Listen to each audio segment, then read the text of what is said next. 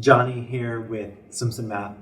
In this video, I want to very quickly go over the exponent rules that we'll need in upcoming videos. So these are just exponent properties or exponent rules.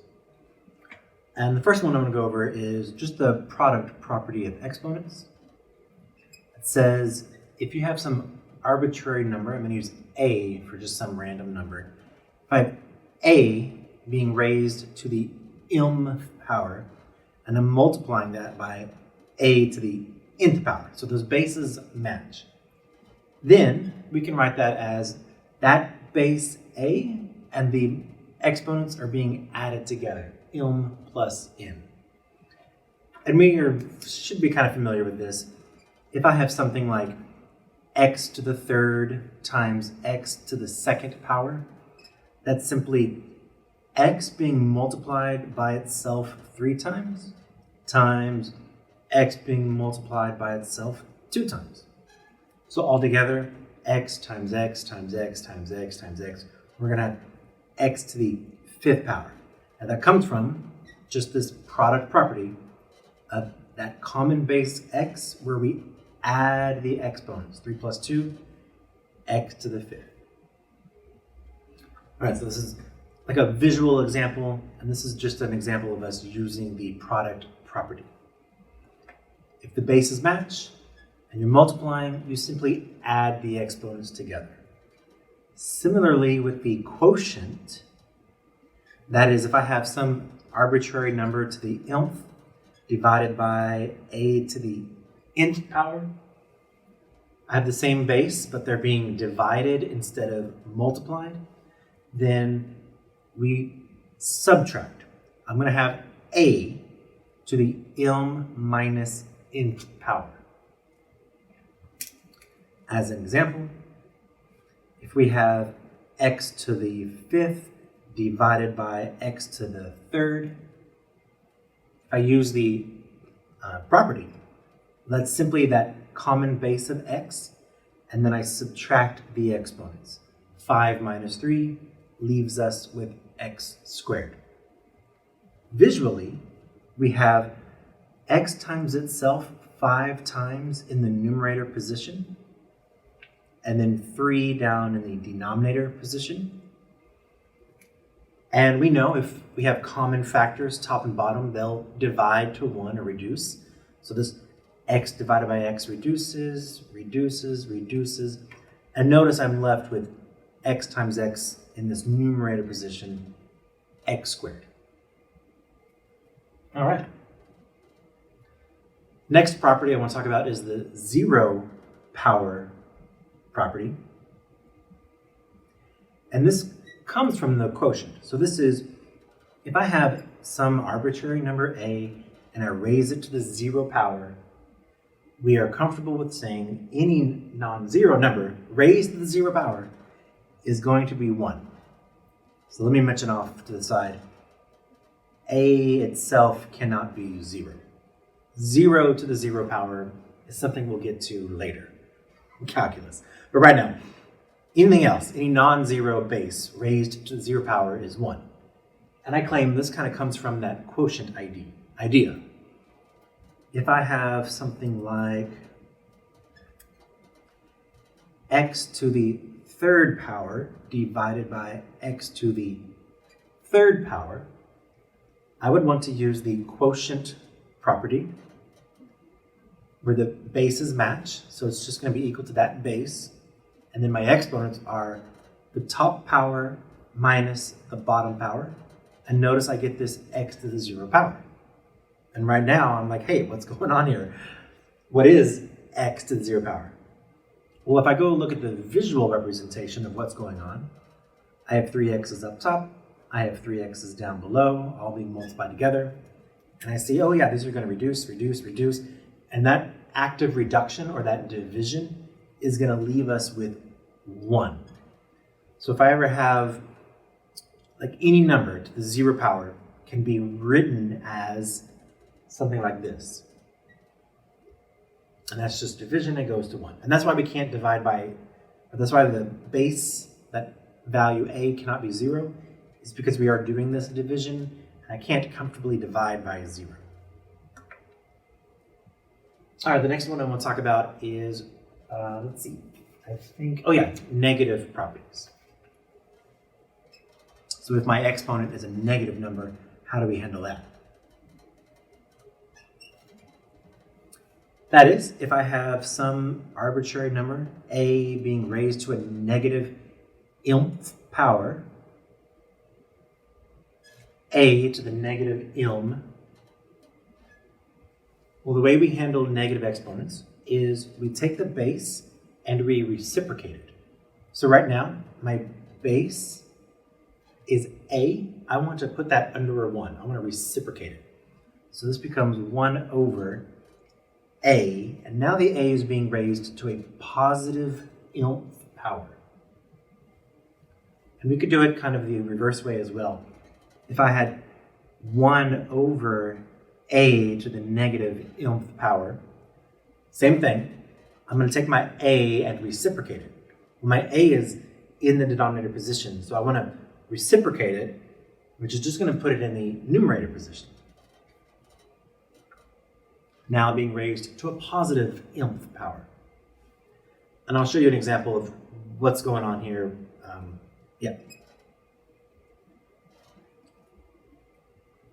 So let's say we have something like x cubed divided by x to the 4th power.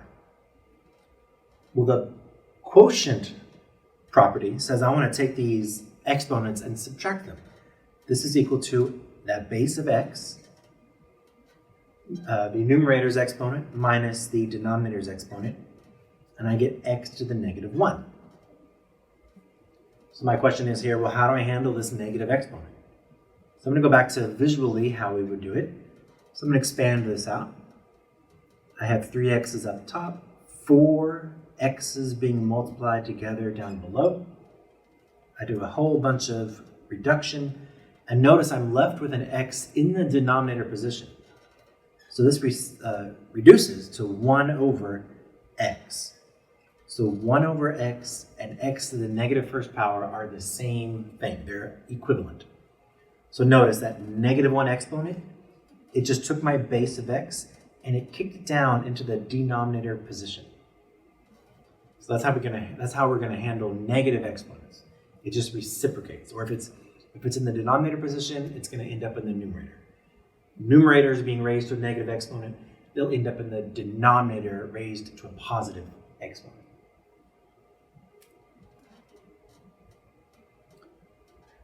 Next, maybe it's not quite a property, but if I have the power of a product, that is, I've got some product. I'll do a times b, and that product is being raised to a power. We can simply apply that power to both terms. A to the ilmth times b to the ilmth power. Something similar to the power of a quotient.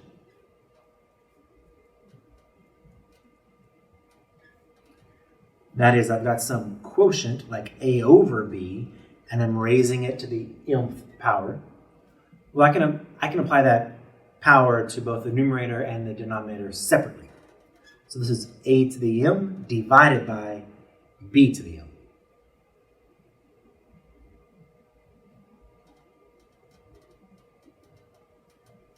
I have an identity property, which is just if I have any base being raised to the 1st power, it doesn't change it. It just spits out exactly what we put in.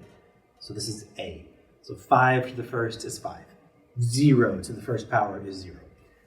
Anything I plug in for a, if I raise it to the 1st power, it's just going to spit that a right back out. Just an identity property. One last one, rational property, where if you take a base and you raise it to a fraction exponent.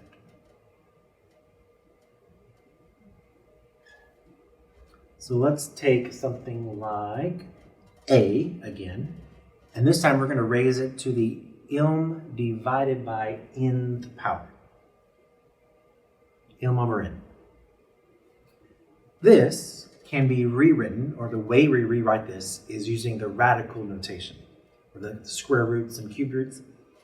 So my base of a stays put, But I'm now taking the nth root of a and raising the a to the mth power. Or you could rewrite it as the nth root of a being raised to the mth power. Just a multiplication there, a multiplication exponents. All right, so if I've got something like 25 being raised to the 1/2 power, I claim you're all familiar with this. This is simply the square root of 25 to the first power, or the square root of 25, which we know is 5. If I do something like 27 raised to the 2/3, well, this denominator is the type of root. So this is now a cubed root of 27, and 27 is being squared. Now 27 squared sounds like a really big number. So I'm going to use this other version. Same idea. It's the cubed root of 27, and then I'll square it. So notice I'm just using this option instead, because I know the cubed root of 27 is a lovely 3, and 3 squared is much more manageable. That's 9. So 27 raised to the 2/3 power is 9.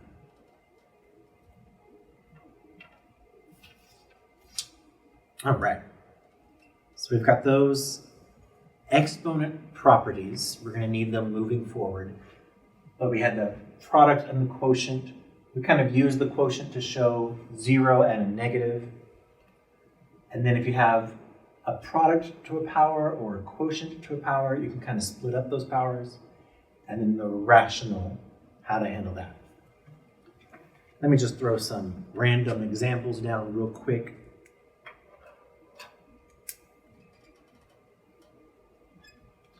Let's say we are faced with the fraction 1/3, and it's being raised to a negative second power. All right. Well, the way I would handle this is I would take care of the negative first. I see I have a fraction being raised to a power, so I could go straight into this option here where I've separated out, but I'm going to take care of that negative once and for all. If you have a base being raised to a negative power, you can simply reciprocate the base. So this is going to become 3/1, and that's now being raised to a positive power, a positive 2. So I just took the base and reciprocated it, 3/1, and that changes my exponent from negativity to positivity. So now I have 3 squared, 9. Nice and simple. Let's do something crazy like a, b to the negative 1, c, d to the negative second, all over a squared, d to the negative third power. Now, this is bonkers. I don't know if you'll ever see this, but let's play around. I've got some a's, a b to the negative first, a c, and then I've got some d's. I think to help me visualize what's going on here, that's all just being multiplied together. So I'm going to kind of separate it out. I'm going to get my common bases together. Basically, I'm going to rewrite it with my a's together, my b together, my c, and my d's together. All of these properties require that the bases be the same. So the a's and the b's, I can't play with them, but I can play with the a's. So the first one with the a's, I have a to the first power divided by a to the second power. This is a quotient property. 1 minus 2 is negative 1. Oh yeah, 1 over a to the negative first power. Or let me do that again. This is a to the 1 minus 2 times b to the negative 1 times c. I'm going to take care of this quotient rule again. Times d to the negative 2 minus a negative 3. So that's going to be adding in the end. Now I tried to do this in my head earlier. This is a to the negative first power. I've got b to the negative first power. C is just seems to be fine. And then my d, that's going to be negative 2 plus 3, which is the first power. Now both the a and the b are being raised to a negative first power, so I'm simply going to put them now in the denominator position. So the c and the d are fine where they are. A and b are going to be kicked down into the denominator position, and they are now being both raised to a positive first power.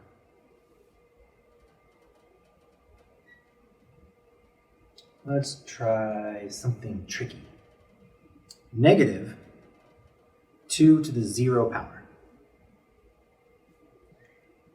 Any base raised to the 0 power is 1. But this is a little bit tricky because the base in this case is just the 2. This is a negative 2 being raised to the 0 power. So this is a negative 1. This is different than if I take negative 2 and raise it entirely to the 0 power. The negative 2 being raised to the 0 power comes out to be positive 1. But a negative 2 to the 0 power is a negative 1. Just a little notation on how that base, what number is the actual base. Let's do one more. Let's try something like 25 to the negative 1/2 power. Again, I want to take care of the negative first, so I'm going to reciprocate my 25. This is now 1 over 25 being raised to a positive 1/2 power. A fraction exponent is just a type of root. So this is now a square root of 25. So I'm going to get 1/5 in the end.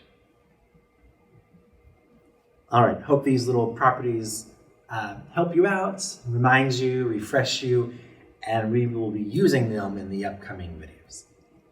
See you in that video.